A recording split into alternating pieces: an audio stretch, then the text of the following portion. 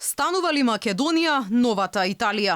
Избрзаните и непромислени одлуки на владата создаваат страфоти на земјава наскоро би можело да и се случи италијанското сценарио. Барем вака размислуваат граѓаните.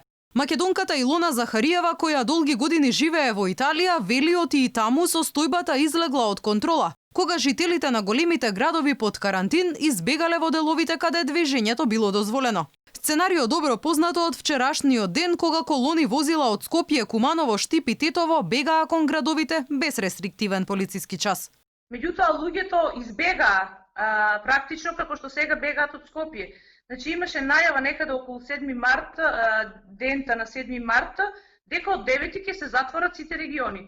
Практично во тој ден и пол се случи тоа скоро стампедо нели од северниот дел во јужниот дел на Италија, така што се прошири доста заразата и во јужна Италија каде што немаше регистрирани случаи. Според Захариева, властите во Македонија лошо се справуваат со кризата. А како некој кој веќе поминал низ хоророт што коронавирусот го направи во Италија, смета оти кај нас лошото допрва доаѓа. Италија вели има одличен здравствен систем, сепак стотици доктори таму го загубиле животот како последица од COVID-19.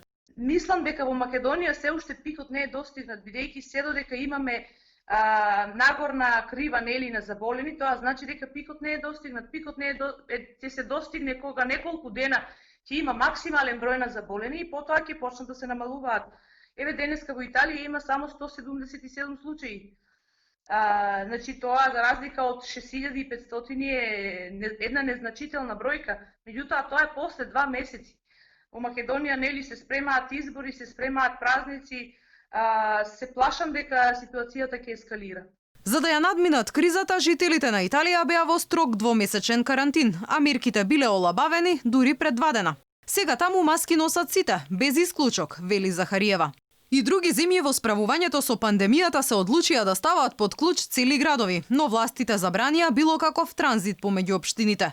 Таков беше примерот со Софија и Загреб, каде на жителите им беше забрането да излегуваат од овие метрополи без дозвола дека имаат неодложни работни обврски. И грчките власти на сличен начин се справуваа со корона пандемијата.